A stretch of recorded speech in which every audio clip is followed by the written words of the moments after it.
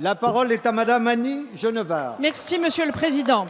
Je veux tout d'abord dire à Madame la ministre de la Santé qu'elle profère des contre-vérités sur les maladies qui demain ne seraient plus remboursées. C'est un tissu de mensonges.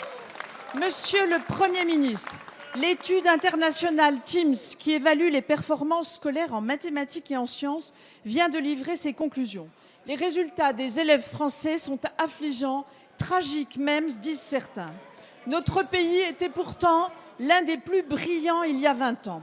Votre ministre de l'Éducation a comme toujours l'explication facile. Ce serait dû au nombre de postes. Faux. Le taux d'encadrement était de 22,6 élèves par classe en primaire en 2009. Il est de 23 en 2015. Les programmes alors? La baisse en maths et en sciences est tendancielle depuis 20 ans. La formation enfin? Ce que nous avons supprimé et que vous avez rétabli ne marche pas vraiment. En revanche, pourquoi avez-vous supprimé le plan sciences, les stages de remise à niveau et réduit l'aide individualisée? Pourquoi avoir supprimé l'évaluation nationale qui nous rend aveugles sur le suivi des résultats, dont la lecture est renvoyée à d'humiliantes évaluations internationales? Il faut en réalité engager un véritable choc qualitatif en instaurant une priorité absolue aux savoirs fondamentaux, régulièrement évalués dans leur enseignement et leur acquisition. L'approche des sciences et des maths passe aussi par la maîtrise du français qui permet de comprendre les énoncés. Enfin, il faut des enseignants qui aient une solide culture scientifique. C'est un défi majeur qui engage la réussite de nos élèves et la compétitivité de notre pays. Cela mérite mieux, en tout cas, que de vaines polémiques et de piètres explications. Monsieur le Premier ministre, que comptez-vous faire pour répondre à cette situation?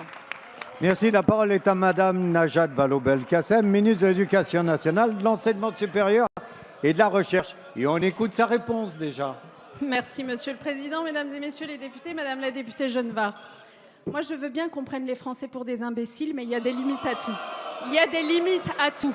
De quoi parlons-nous? D'une étude TIMSS qui vient de démontrer, c'est une étude internationale qui porte sur 49 pays, qui vient de démontrer que les petits élèves français de CM1 qui ont été testés en 2015, c'est-à-dire qu'ils ont commencé leur scolarité en CP en 2011, ont parmi les plus mauvais résultats. Commençant leur scolarité élémentaire en 2011, sur quoi ont-ils vécu? Sur des programmes que vous avez adoptés en 2008 et que nous avons changés à cette rentrée-ci. Excusez-nous, ils n'ont pas encore produit leurs effets, ils viennent d'entrer en vigueur.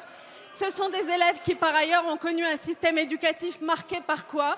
Sous votre majorité, par la suppression des postes d'enseignants et par la suppression de la formation initiale des enseignants. Comment voulez-vous que les professeurs des écoles soient à l'aise dans l'enseignement des mathématiques s'ils n'ont pas été formés pour le faire? Alors, Madame la députée Genevard, soyons sérieux.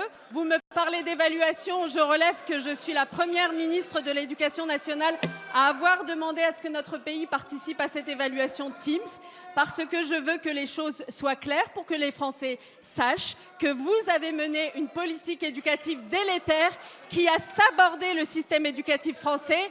Nous le relevons depuis 2012. Rendez-vous en 2019 pour évaluer le niveau des élèves grâce à notre politique. Merci, Madame la ministre.